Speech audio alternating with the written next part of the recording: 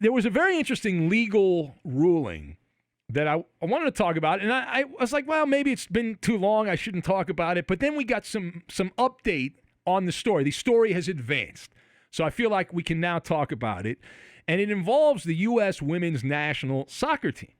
Very public argument with the people from USA Soccer about equal pay. And they had filed a high-profile lawsuit. They went around and they did all the TV interviews, and they said, oh, we're victims here, oh, poor us, we're not getting enough money. They whined and complained all over television. And they got some great think pieces that were written on certain websites and, rah, rah, go girls, go ladies, right? And they had argued that the men were paid more. And as such, they were seeking, the women's soccer team was seeking $66 million in damages under the Equal Pay Act. Well, on Friday, the Friday news dump, a judge decided ixnay on the payday, the big L for the ladies. Now, have you heard the reactions? Because the reaction is still coming in, and let me give you some of that. I'll give you the condensed version of the reaction. So the co-captains, Alex Morgan and Megan Rapinoe, they both say that they were shocked by the rule. They was blown away by this ruling here. And the duo is preparing to appeal the decision, this coming after that judge in California, of all places, threw out the women's soccer players' claims that they were underpaid, again, side by side with the men.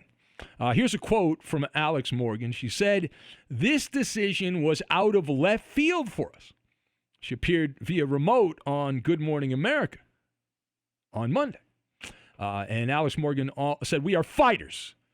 I don't know if they're boxers, what kind of fighters they are. I don't know what, they jab. I don't know what they got going on. But they're fighters, okay? And so as fighters, she said, we will continue to fight together for this, close quote.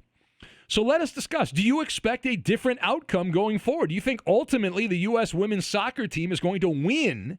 Because we all know legal cases get dragged on and on and on. So the question, do you expect the U.S. soccer team to win in the end? As they say in court, we are going to veto this. Absolutely not. Now, my view is you've got the punch bowl, the paper trail, and dial-up internet. And we will connect everything together. Now, first of all, if you read the legal proceedings, and they drag on, quite frankly, but I checked them out. I was able to find them on the web. I think it was the dark web. But the women soccer team got schooled. They got an education on the legal system in the United States here. This was not out of left field. I'm going to push back on that particular quote from Alex Morgan. This was on top of the mound, in the eye of the diamond, is what this was. It was not left field.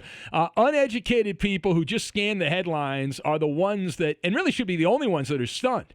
But if you paid attention and you study the information that was available on the internet, for those of us that dug around and have nothing to do in our lives but play around in the mud, you knew going in that this is going to be the outcome. And again, they're going to appeal it, and we'll get into that in a minute. But to me, it's very simple. I'll tell you why. All right. What may look like a crime to social justice warriors on Twitter does not often transfer to a crime in the legal system. That's the rub. All right. This would be another glowing example. And it took 32 pages. Okay. 32 pages. This Judge Klossner, so guys, I think he's in his 70s. And what Judge Klossner did was toss a turd in the punch bowl for the women's soccer team. They were having a party. They were already counting how they were going to spend the $66 million. And the judge is like, let me slip this in the punch bowl right now. Let's see if you still want to drink the punch. And I guess they don't. He pointed the finger. If you read the 32-page ruling, he pointed his finger back at the U.S. women's soccer team.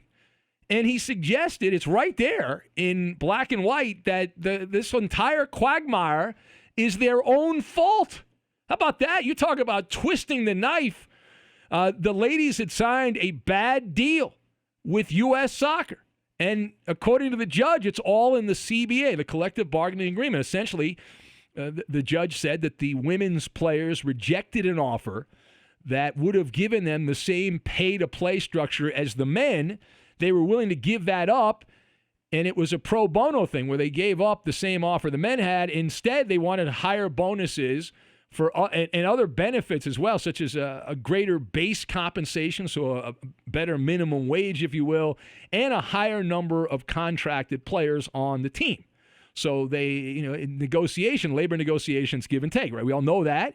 And so the give and take took place here, and that's what happened. Now, secondly, in a move that is going to get woke Twitter's blood boiling, Judge Klossner rejected the arguments raised. Now, he didn't get rid of the entire legal proceeding, but the meat of it. The red meat is no longer in the lion's den in this particular litigation. Now, at some points, as far as equal travel and those kind of things are still on the table, but that's not going to be $66 million. That's not anywhere close, not even in the ballpark when it comes to that.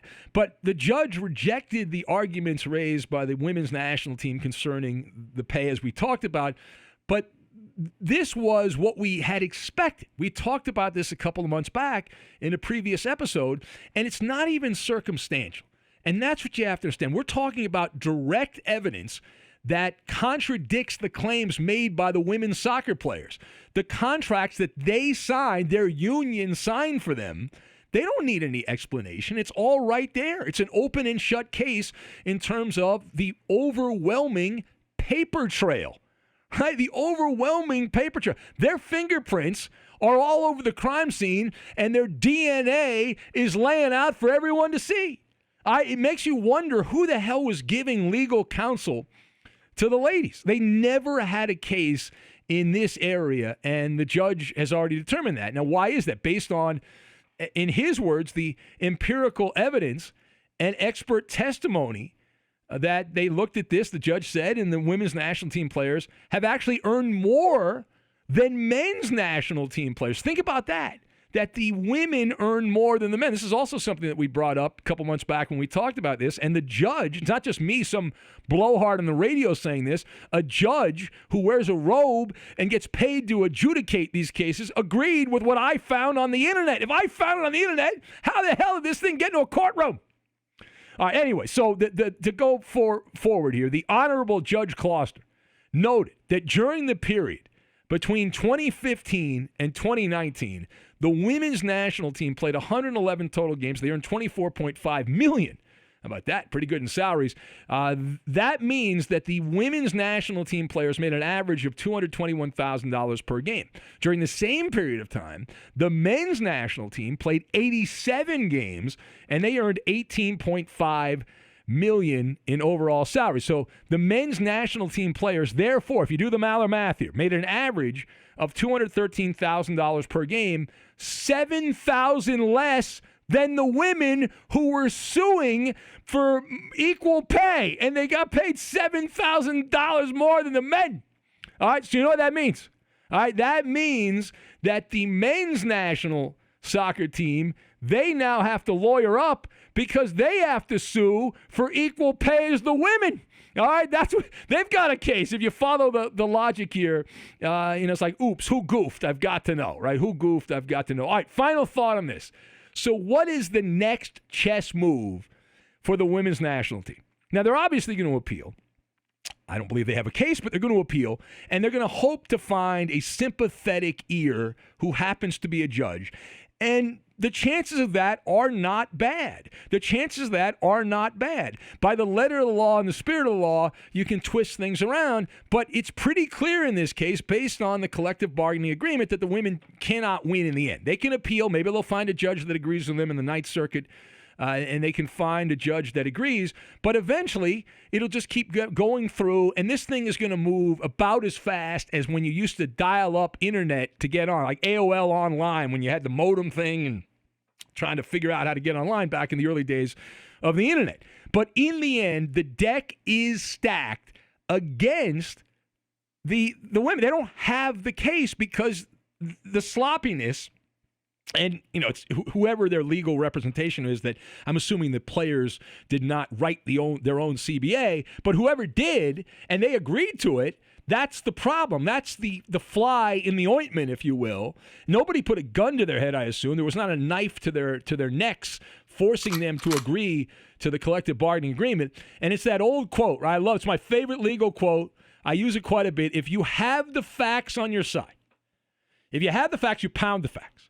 If you have the law on your side, you pound the law. If you have neither on your side, you pound the table and you get on television and say, it's not fair. It's not fair. They're picking on us. That's essentially what they've done.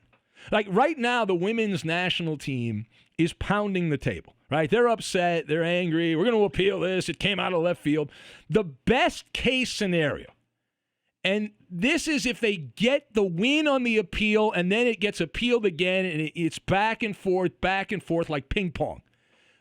Best case scenario for the women is that they can find middle ground, some kind of out-of-court settlement and get a fraction of the money. Now, well, wait a minute. Maller, you idiot. You said that they have no case. They don't have a legal case. The problem is that the people that run USA Soccer are going to be bludgeoned by dummies who don't read anything more than the headlines. There's a lot of bad publicity for the U.S. Soccer Federation, and so they are going to lose 100% of the time in the court of public opinion because people don't read the fine print. They only read the headlines, and the headlines are nasty.